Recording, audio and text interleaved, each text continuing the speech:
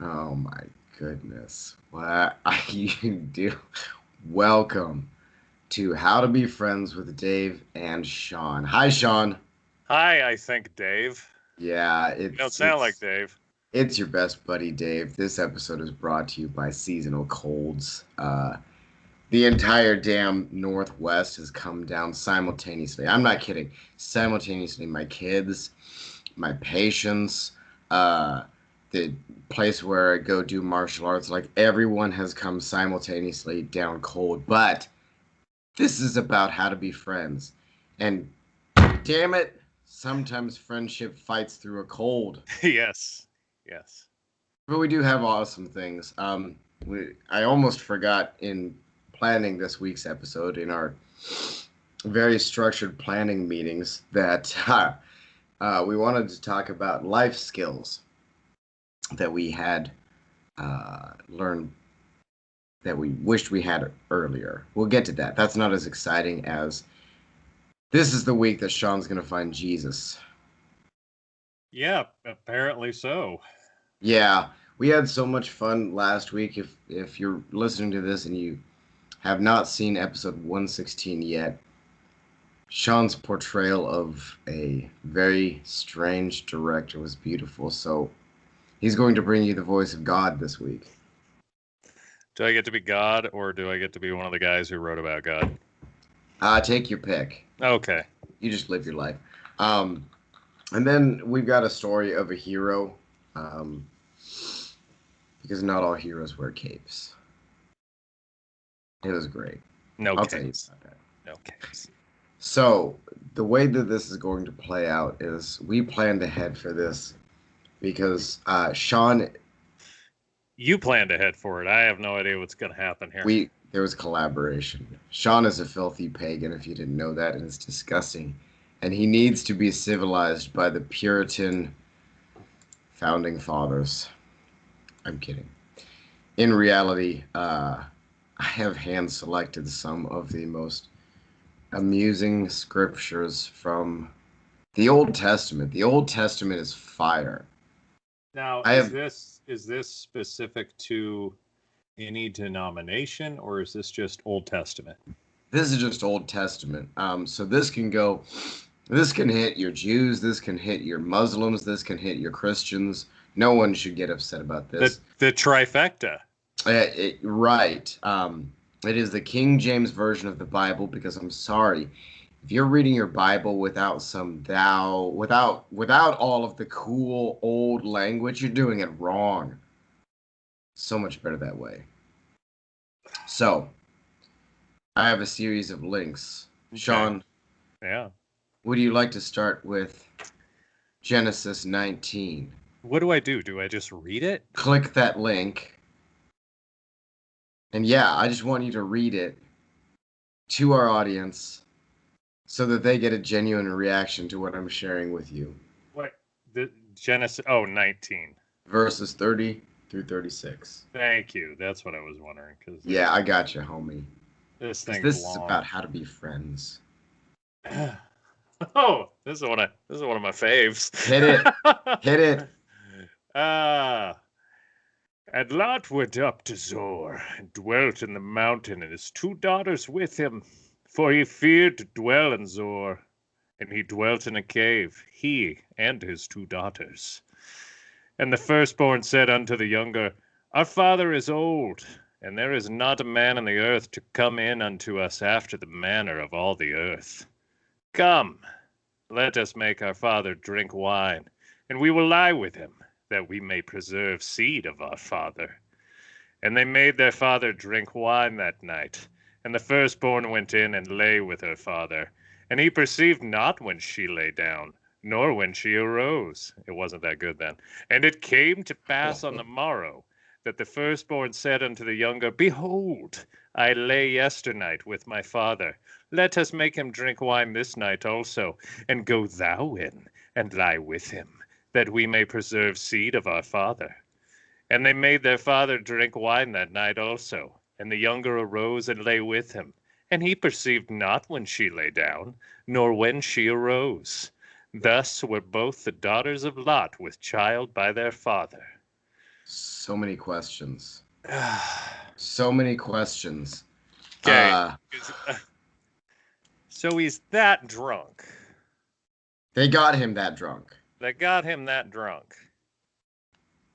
Uh-huh. You've never been that intoxicated. I generally remember the rare moments that I've been drunk in pretty darn good detail. I think he was faking it. If you are so trashed you're not recognizing who you're with, chances are you're not going to be able to cross the finish line. That's all I'm saying. There's also that. Now, okay. Examine the scenario for a moment. There's a lot of we can just say the point of this is crazy stuff happens in the Old Testament and it's a good read as a result. And so what you have here is you have a couple of young ladies who believe that the apocalypse has just happened, that there are no other men in the world besides their dad. And as a pair of heroes, that's how they decided to perpetuate the human race. It's a real weird ideology. It super is. Now, That's yeah. In our theme of related to this, Shawn, in our theme of recommending movies that no human should watch, okay. Have you seen the American remake of the movie Old Boy? No. Let me ask you this. Mm-hmm. Would you like to see a movie featuring Avengers doing incredibly wrong things to each other? Preferably no. Specifically Thanos and the Scarlet Witch. No. This already is creeping me out. So let me run this down for you. This was a spoiler alerts. I'm just gonna, because you have no intent in watching it, I'm going to blow the lid on the plot line to this. So, what's the name of the fellow who played Thanos? I can't remember his name just now because I'm half dead. And Josh Groban. Close. You tried to get me with Josh Brolin. This is a Spike Lee directed remake of a South Korean movie of the exact same plot, whereas in Josh Brolin plays a total jerk who gets tossed in a hotel room jail for 20 years. He finally trains and breaks out to try to reconnect with his daughter who was tiny when he was there, and he gets tricked into making love with her. Yeah, that doesn't seem like a movie that needed to be made. It's actually incredible. I've two incredible actors, and I'm sure they executed something that didn't need to be made quite well. And Snake's in a plane himself. Samuel L. Jackson appears in everything, so he had to be in a Spike Lee film. And Charlton Copley, or whatever the name of that fellow was that was in District 9, it's actually really good. So, the moral of the story is, if you were repulsed by Genesis 19, or you found yourself strangely excited by it, Old Boy, directed by Spike Lee. Nope. Next. Okay. The link should take you right there. If you click, this is for those of you following along with your own scriptures. This is 2 Kings 18. Okay. 18, verse 27. Okay. Is that what came up? Yeah. Yes, that's what came up for me. Just 27? Yeah, just 27. Okie dokie. I'm going to try to read it and speak it. But Rabshakeh said unto them, Hath my master sent me to thy master, and to thee, to speak these words? Hath he not sent me to the men which sit on the wall, that they may eat their own dung, and drink their own piss with you? Ha! If you need some Shakespearean trash talking, the Old Testament has got you. Was he basically saying, I'm going to hang out with you poo and piss drinkers? Yeah, basically. He He was basically saying, I'm in charge of you poo and piss drinkers. Wow. Mm, Wow. that's tasty. But That the point is is, again, I want to emphasize why the King James Version is so important. Because that hits harder. It's the Shakespearean, I bite my thumb at you, sir. If you're standing there, whatever, chilling out at the local bodega, and someone's like, you don't think a damn thing at it. But if someone says, I bite my thumb at you, sir, something has just happened. Hey, by the way, churchofjesuschrist.org, really nice website, like making it easy to access this. I was actually trying to look up Genesis today and Google it. First of all, you get Genesis, Right. which is The what band. I didn't want to listen to that. Secondly, all the websites you go to are like, can you disable your ad blocker and support us? It's the Bible. No. Right. I'm going to throw the gauntlet right now. All y'all other Christian denominations out there, all of you, Catholic to Jehovah's Witnesses, every single one of you, need to get your act together. The Church of Jesus Christ of Latter-day Saints has the best website, at least for scriptures, probably other stuff too, and the best app. What a weird gauntlet to throw down. Well, our web developers are much better than yours. Well, yeah. I mean, I have no voice. They've got to. You're getting me riled up just for the hell of it.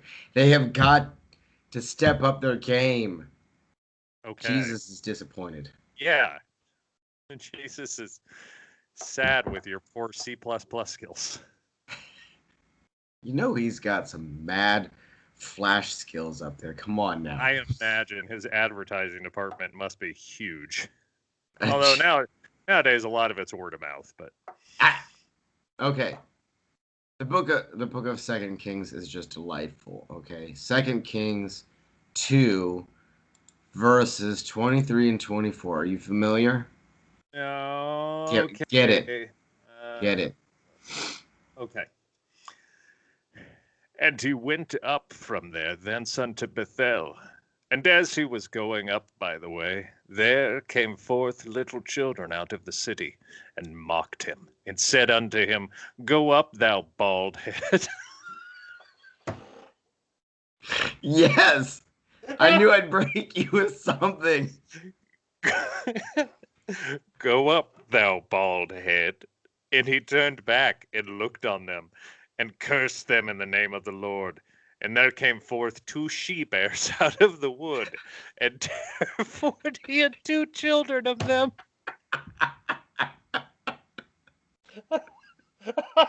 So these kids come out, they call the dude bald, he curses them, and then a bear comes out and eats the kids? Yes! Yes! Oh, God. I knew I'd get you with something. That is fantastic.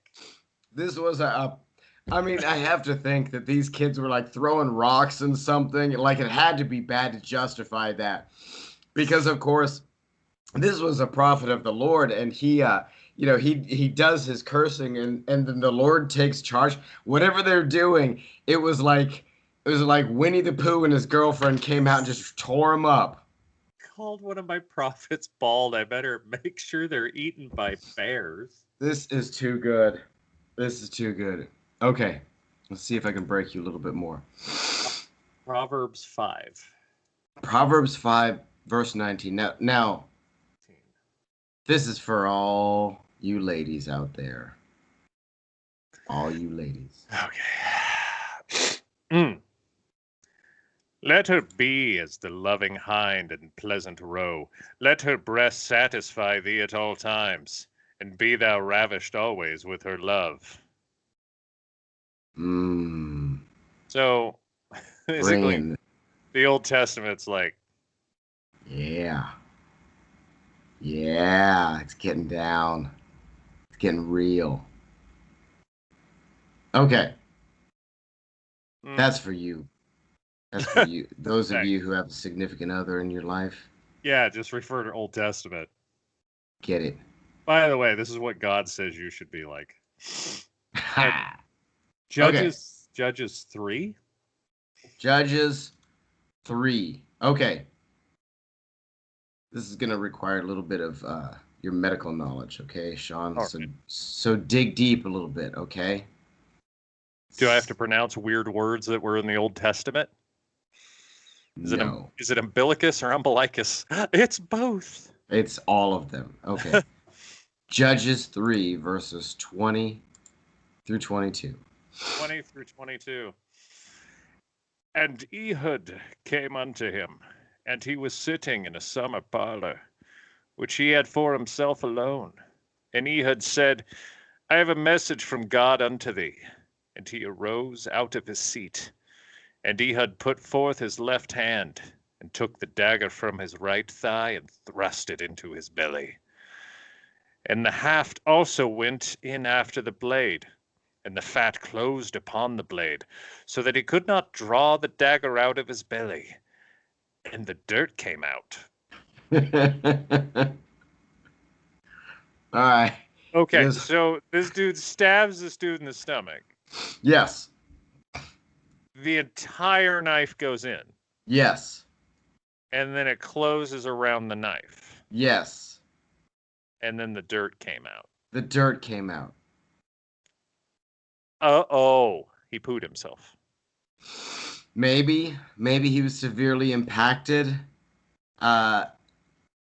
Maybe. So is it because this dude was so fat? Like, yes, is there okay, any background in this story? Like, yeah, yes. If you go back to verse 15, it talks about where is it? The king of Moab. That's who he's at. Eglon, the king of Moab. And the great thing to illustrate how fat this guy is, the dagger used there was a cubit in length, which is nearly a sword. And yeah, Eglon was a very fat man, so it's not surprising. He just stabbed him and like kept pushing and pushing and pushing. It's too good. So the funny thing about so I had to share all of this because I'm in the middle of this theology class for my nursing school. I'm sorry. It's all right. I'm disassembling a lot of things, but I actually cheated on you, Shawn. I had to one of the assignments was recording a podcast for this. It was the worst. Pardon me, I am dying. It was the worst thing. Was that really an assignment? Yes. Did you have to record it with another classmate? Yes, we did it interview style. It could not be longer than 3 minutes. That's a real garbage interview. It's right. Okay. So what do you think about Jesus? Great guy. Never met him, but I think greatly of him. And you're done. Right. So I'm sharing these with you because, like I say, I want to make the point. You do not have to actually even believe in the Bible to respect the fact that that thing has some awesome stuff in it. No, some of this crap's nuts. Yeah. You got to be ready for it. Now, that being said, I'm also actually, okay, I have to admit this, Shawn. Okay, so the school, I'm very pleased with the school that I'm going to. Very excited that they're very happy to have me. And it does seem a little bit strange to have so much religion involved in any university anymore. But lest we forget, clergy were like the first nurses. Okay. So at least for nursing school, I'm firing at the bend. I mean, to be fair, a lot of monks were the first scientists as well. So credit where credit's due. It's not really that out of place, but I'm just glad I didn't have to pay for this class. Well, yeah. I think you need to watch Here Comes the Midwife. But yeah. What is that on? I'm sorry, Call the Midwife. Call the Midwife. It's about midwives. Oh, imagine that. You want to drop another dime of wisdom on me over there, Shawn? Well, it goes into how they were originally, with a bunch of nuns and stuff. Yeah, you sold that like you're friggin' at a GM dealership. Mark Wahlberg's GM dealership. Welcome to Mark Wahlberg's GM dealership. How's your mother? All right. Okay, what was that show called again? Call the Midwife. Oh, it is so slow. Why the... Is there anything in this life you like enough to actually sell to another human in such a way to get them interested? This is just a show I've been subjected to because I'm married. Apparently, I'm supposed to watch Outlander too. You've already watched Outlander. It's supposed to be hot, so. Shawn, you watched the hell out of my Outlander while we were, like, digging through the dirt in Nevada. Yeah, I watched your Outlander. It's great. Although I really think I need to clean my air filter out. I think between what I was doing there and I think between a dust storm that I was in on a drive recently, You still haven't changed your air filter? Don't judge me, Mr. Mechanic, okay? I'm just saying. Who am I to judge? I cut holes in my hood for better cooling. What, like?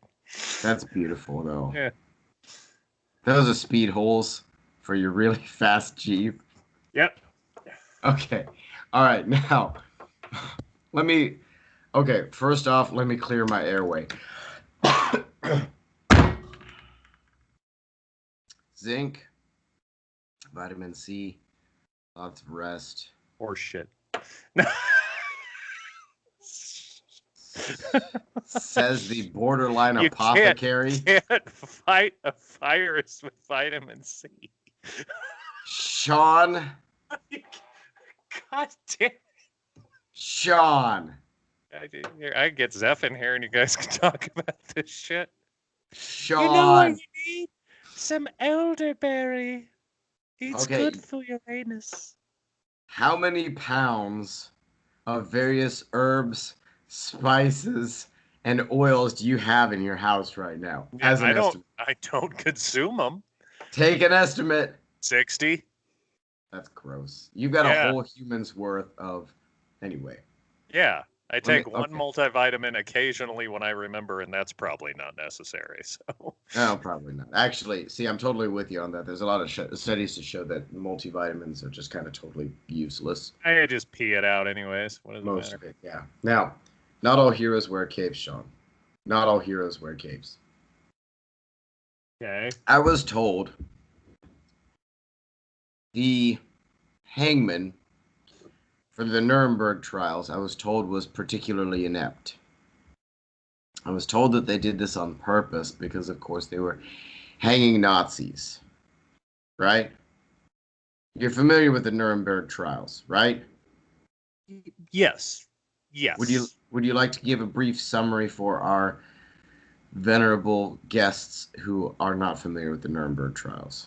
After World War II, we apparently thought it was necessary to have a fair trial for Nazis, and so we gave them a fair trial, and turns out they were all horrible people, and we hung a lot of them. Yeah, and speaking of fair trial, like, it's humorous to say that because, like, they had special desks for them to sit at while they were on trial that were specially designed to be uncomfortable.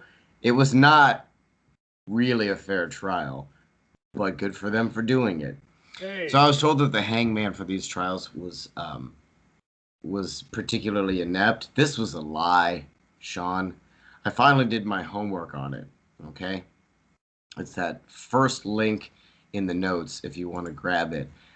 In fact, the man who did the hanging of the Nazis after the Nuremberg trials was U.S. Army Master Sergeant John C. Woods, a man who claimed that he executed more than 347 people. This guy was a professional. Yeah, I don't know. Strikes me as kind of a weirdo. Yeah. To that point,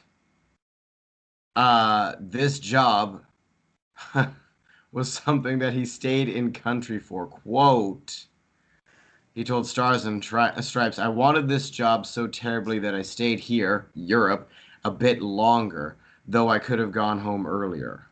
Yeah, that's a little on the dark side. Now wait for it, because I tend to agree with you, Shawn. I tend to think it takes a special kind of person to be an executioner. Maybe if we could have caught some serial killers earlier in life and gave them that job, they wouldn't have serial killed so many people. Maybe. But to that point, he was the only execution. Okay, so imagine young baby Shawn going into the recruiter the first time, and if executioner was still a job, that's what this guy was. He was assigned to the European theater. And as a result of being the only man who was the executioner, he apparently flaunted being like a filthy hobo. Quote, his actually, I wish I could do a German accent. His dirty pants were always unpressed. His jacket looked as though he slept in it for weeks. His master sergeant stripes were attached to his sleeve by a single stitch of yellow thread at each corner. His crumpled hat was always worn at an improper angle. Quote, this alcoholic ex-bum with crooked yellow teeth, foul breath, and a dirty neck would flaunt his slovenly appearance, since his superiors needed his services, and no more so than at Nuremberg. Yeah, like, my God. So what you have is a dude, apparently he like just manhandled every damn body. Like he'd hang them, fresh rope every time, and come up, cut the rope, carry the body over the shoulder and toss it on a damn cart and just carry on with the next execution. You might be right. This dude was probably one of the worst kinds of sociopaths. However, hanging them Nazis. Yeah, there seems to be some. I mean, reading through this, there seems to be a little back and forth on what kind of person this guy was. Uh-huh. Especially since you have another hangman who's criticizing his technique of hanging people. Jeez. Nazis. like that's like I would have put the noose on their left shoulder. Like I don't know. Did they die? Yes, but their Yeah. neck did snap the right direction. Do we care? I'm particularly happy with this young man. Well, he was 35, so of course in the 1940s that means he was like 5 years from death. Yeah. But And then in July 21st of 1950, he accidentally electrocuted himself to death, which is that's ironic. was he sitting? If only because to be killed by one of the few accepted methods of execution as an executioner. Correct. Correct. Oh. Maybe he enjoyed his job a little too much. Oh. So, for those of you who are interested in reading more about the very strange fella who hung a bunch of dang Nazis, I will add the link in the bio under the tabs with the things, the Mahay. So while you're checking that out, do your like and subscribe and all of the things that I don't want to install something. Flippin' podcasters are supposed to say. I do like the fact that these top-ranking Nazis said things like, "Death by hanging. That at least I did not deserve," he protested. "The death part, all right, but that I did not deserve." Like, I totally get that you're going to kill me, but the whole hanging part, I'm not a bad enough. I want you to shoot me. Like, okay. So, which part of what you were doing to all unfavorables in Europe, where's the disconnect? Yeah. The death part I'm okay with. It's the way we did it that was probably wrong. Like, okay, yeah. Bad person, Nazi. You're a bad person. You're a bad person. You're a bad Nazi. Oh, okay. I want to contrast this a little bit because I promised it last episode we'll get into, but I want to contrast it with your take on like maybe maybe the only time in history that reservists turned the tide of a war. You know what I'm talking about. Nope. Yeah, you do. The battle. Oh, you're talking about Golan Heights. Yeah, brother. Gotcha. Okay. Yes. I'm dying over here. Okay. Dying. But I care about you as a human being. Okay. Give us a rundown of the battle on Golan Heights, young Shawn Cahill. Yeah, so October 6, 1973, Yom Kippur. Which is apparently right? a holiday. Right? It's a thing. Okay. So cool. A lot of people are off that day. I also thought it was a Sunday. Wasn't it a Sunday? I thought a Saturday. If it was their Sabbath, isn't it a Saturday? But I don't know. I just know it was October 6th. I do not adorn this bald head with a yarmulke, so... You could always look up what day was October 6, 1973. Yeah, let me do that research right now. What day was October 6, 1970? Hey, if we're going to have a podcast, it should be accurate. I want a producer that can do this for me. It was a Saturday. Okay. Okay, yeah. I called it. Hey, so Israel's chilling, doing Israeli stuff, and Egypt and Syria got a little cocky and decided to launch an attack on them. Yes. Okay, wait. When you say a little cocky... When I say a little cocky, so 5 Egyptian divisions of 100,000 troops, opposed by fewer than 500 Israeli soldiers garrisoning the forts along the canal. Mm-hmm. Backed up by a single IDF tank brigade. Okay. Also, if you remember that show, like Great Tank Battles or whatever it was. Yes, this was featured. There is an episode about this featuring one of the Israeli tank commanders. Mm-hmm. It is fantastic because they kicked the living snot out of the Egyptians. They did. They absolutely did. It was nuts. Okay. Yes. Yeah. So let's see here on the Sinai front. Blah blah blah. Syrian army attack. So takes you back to the night. Yes. Yeah. Commander of the 10th. Blah blah blah blah blah. I got this. So let me break this down a little bit for you because my best buddy here is just like falling apart. Okay. So basically, you have what we could have just called a QRF, quick response force. You have this huge invading force, and to the credit of the Syrians and the Egyptians, this was very well planned. They planned it during a holiday. They planned it when everyone was weak. They coordinated a huge attack, and they moved it very quickly. They also went so far as to plan how the Israeli response would be.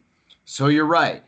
These Israeli soldiers fought like animals, knowing full well that they were the only immediate forces available, right?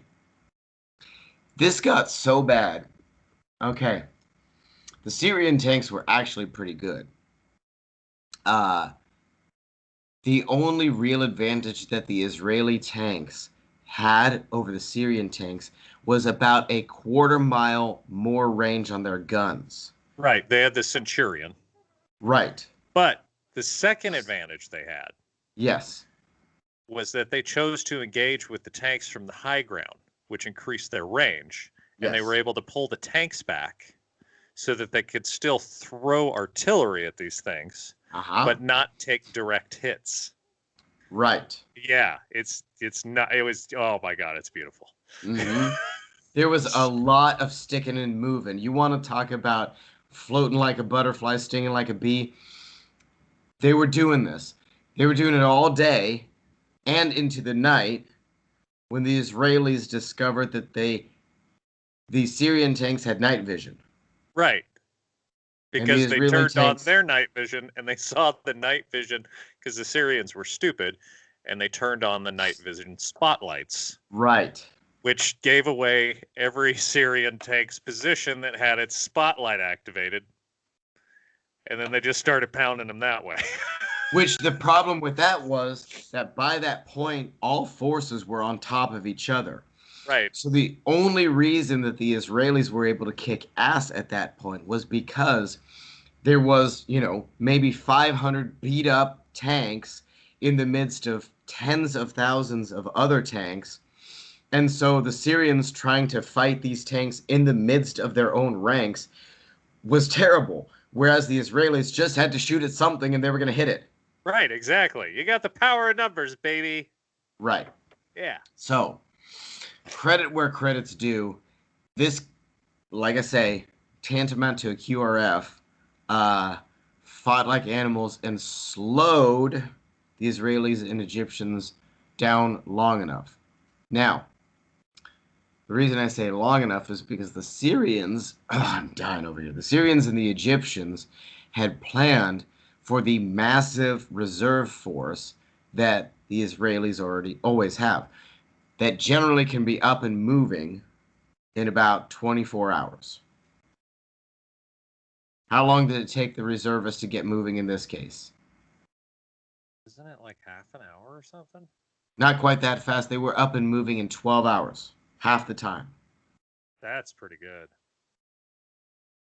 Yeah, that's nuts. And they didn't have night vision. They only had spotlights. Right. Dude, that's nuts. Right. So, I bring this up not only because it's badass, it's just awesome. And it just proves once again, I don't care which country we're talking about. The best fighters have got to be in Israel because they've been at war with everyone all day, every day throughout history. Yeah. However, the next time I hear another reservist be like, oh, I didn't know this was drill weekend. Do I really have to show up? If the reservists in Israel had not halved their deployment time, the entirety of Israel would be owned by the Egyptians and the Syrians right now. The entirety. Yeah, they did an awesome job. It was incredible. Philosophy. Let's get to the philosophy, Mr. John. And by the way, that's also, the link will be in the description as well for those of you history buffs interested in this while I waterboard myself. What are we going to talk about philosophy-wise? Okay, so last week you mentioned this. Okay, this question, which is a good one. Quote our friend Shawn, who's forgotten his own quote, unquote, quoting. Don't shake your head, handsome man. What is one piece of knowledge or skill that, if possible, you wished you, from a decade ago, possessed? By last week, you mean 6 weeks ago when I put this in the show notes? Shut your mouth. Okay. Shut your beautiful mouth. Okay. So riddle me this, Batman. What is that answer for you? Okay, first off, at the end of last week's show, we mentioned that we were going to bring this up. Yes, some of these questions have been in there forever because we get off the rails sometimes talking about Willem Dafoe's penis. Which apparently your father said there was too much of. Sorry, Papa Sutherland. Lieutenant Colonel Sutherland, I'm sorry. That was not my idea. I'm not really sorry. Because it's hilarious. I went along with that one, but you got to understand. Usually, I'm the guy coming up with the weird stuff, and don't pretend you're the victim here. Yeah, it was pretty awesome. It's pretty good.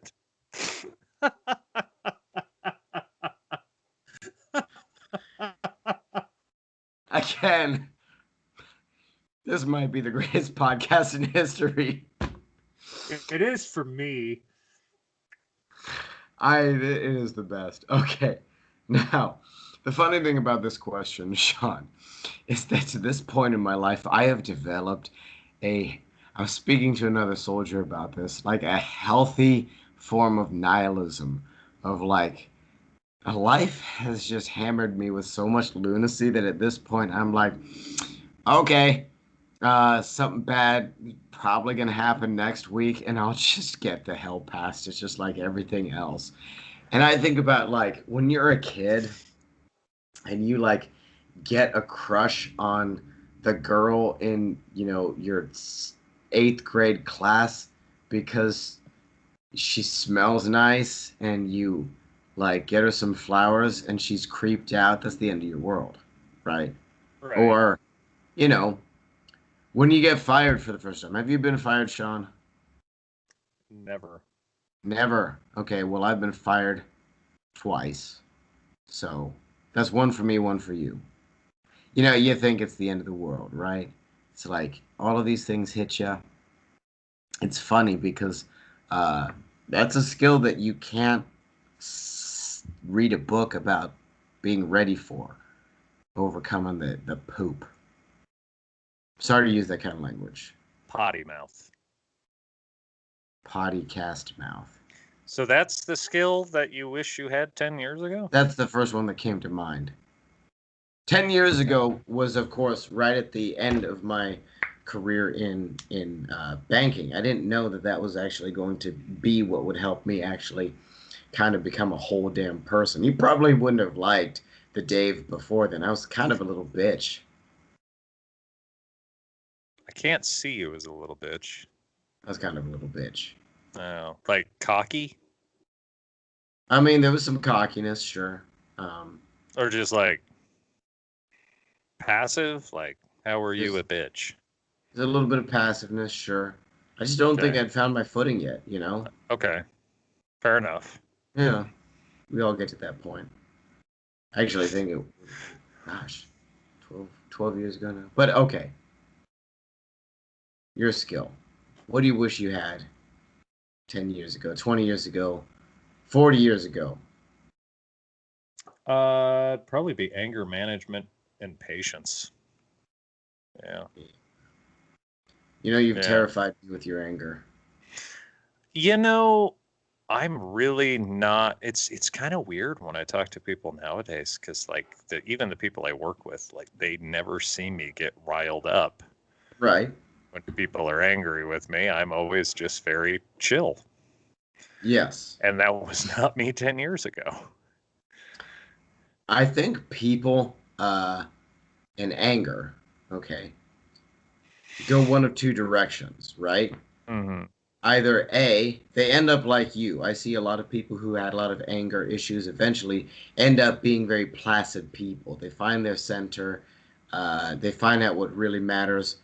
Like the angry people when they were young end up being really chill, really cool, like yourself, if they resolve it in a healthy way. The opposite is that it just finally consumes them. Yes. Yeah. I 100% agree with you there. I think the third one is they just stay angry. I mean, right. Or they don't learn patience and they don't learn how to handle situations properly. Right. And that's a slow burn.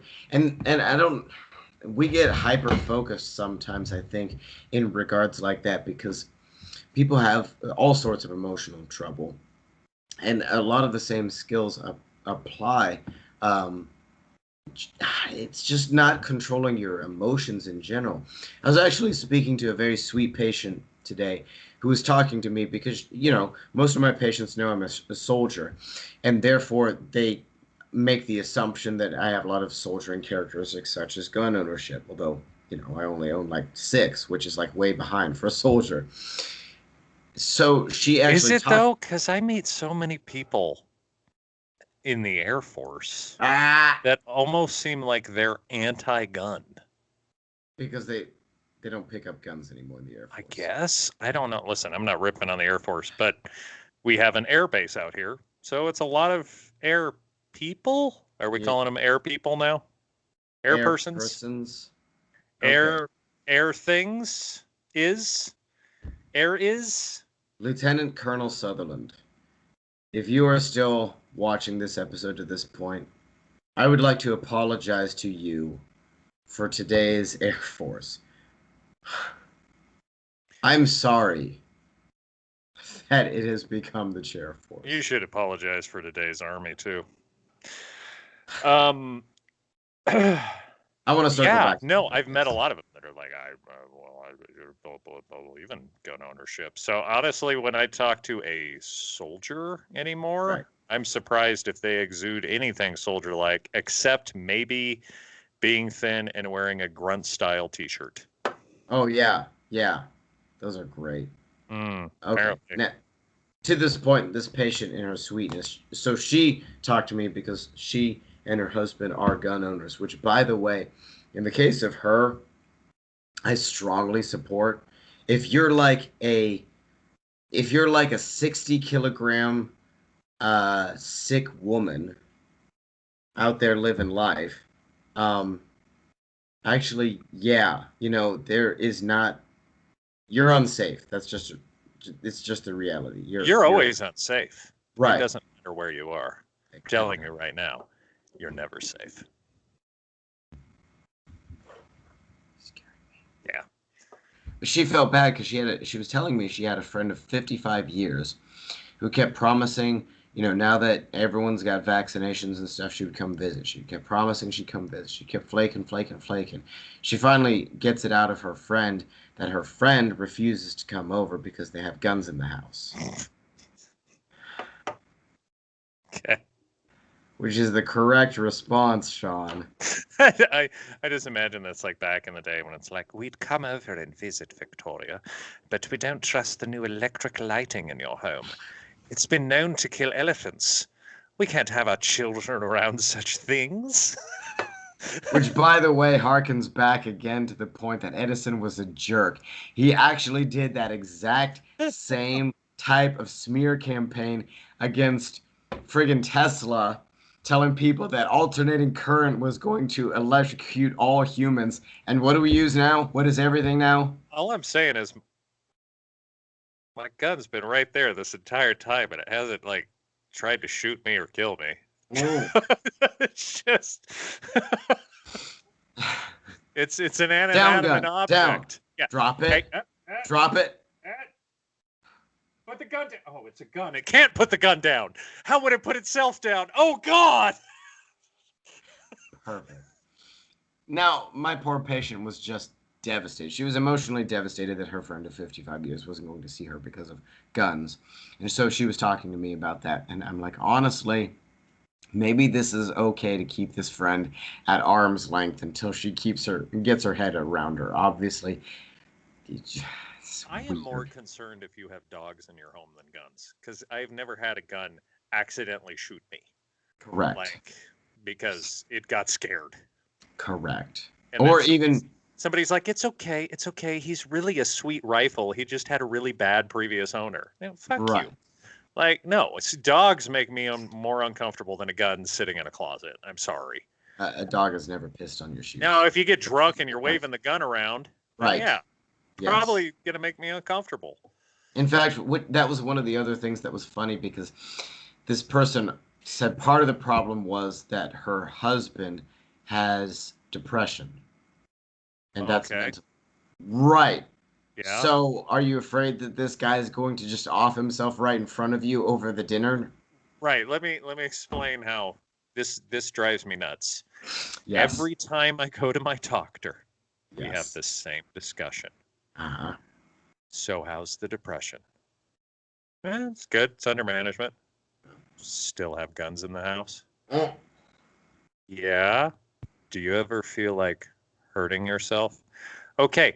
As my doctor, shouldn't you understand that there are different levels and types of mental illnesses? When we talk about me being depressed, just suffering from depression, that's a state of blah.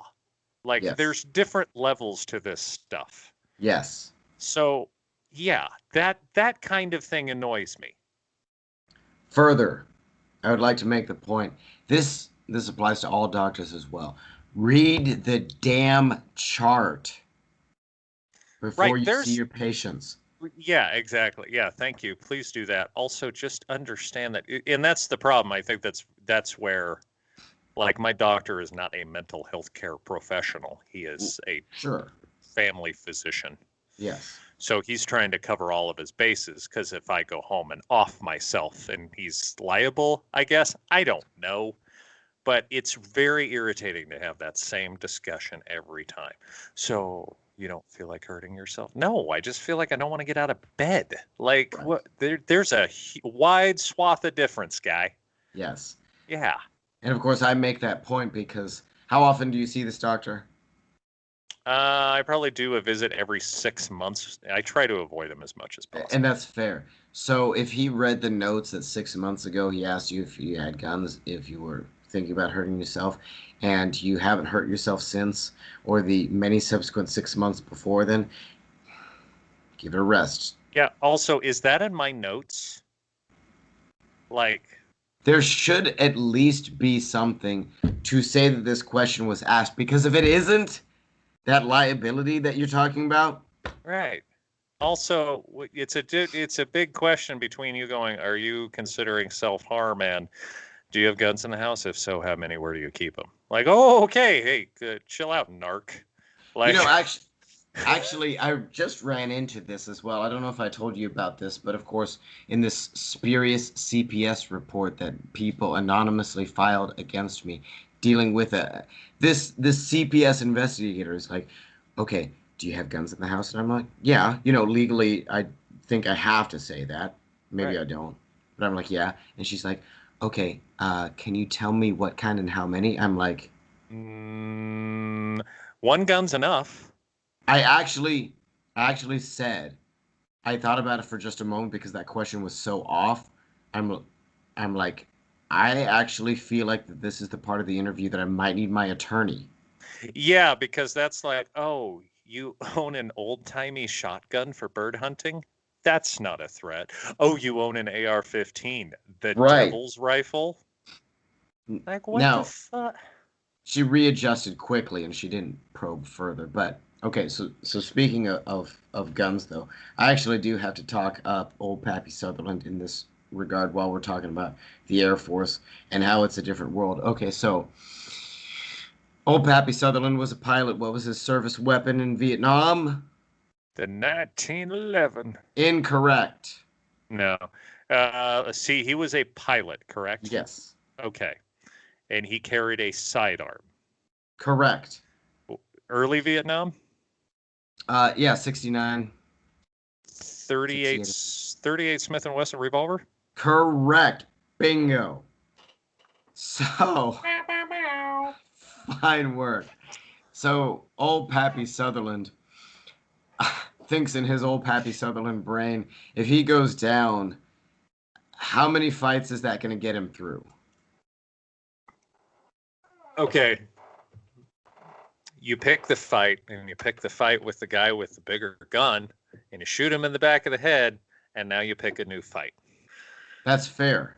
Yeah, that's the Old way Liberty. Remember the Liberty pistol that shot 145 caliber round at a time? It wasn't meant for a firefight. It was meant to sneak up behind a Nazi, pop him in the skull, and take his weapon. which is great.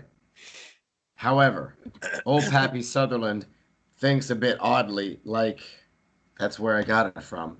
But sometimes it's pretty clever. In this case, he put 6 tracer rounds in his pistol.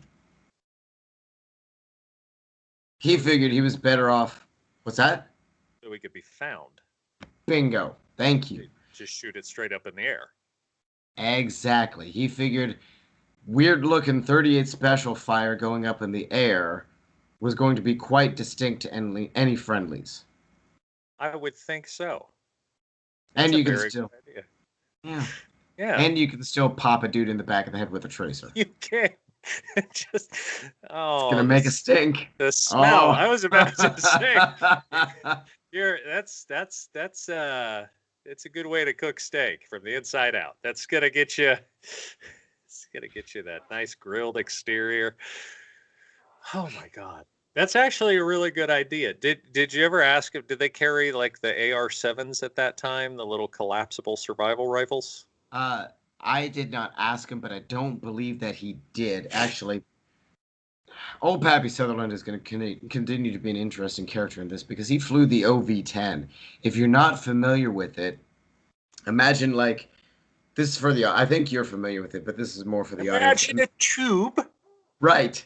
It's And like then a two two engines people. over the tube. Right. It's It's And then not. It's the tiniest little airplane. wasn't built really for speed. They were No. quick. They weren't built for speed. They were really tree choppers. Right. Yeah. It had 4 M60s for its main gun, and a couple of rocket pods. Right. Which, to be fair, old Pappy Sutherland, I asked him a question one time, and this might be our final point for the night. You're agree or disagree on this, Okay. since you've had the opportunity to do this as well. While playing Pilot Wings 64 one day, no, this was on the Super Nintendo. While playing Pilot Wings on the Super Nintendo, I turned to my father and I said, Father, who I love, is blowing things up from an airplane really that fun? And he his said, response was it, "Oh my God, yes." he looks at me with his wise old face and he says, Son, it's better than sex.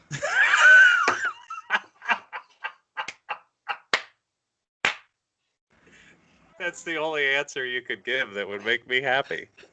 Agree or disagree? Agree. Yeah. I hope to someday be able to say that. Come Oh. home and be like, honey, I found something better. I'm sure you didn't do that. Oh, okay. So I have to go do my self-care now. I get And 2 more hours before I go to sleep and go back to work for another 60 hours next week. So Yeah, I capped off 50 hours this week, on top of all of my other schooling, too. I appreciate our weekly podcasts. I do as well, sir.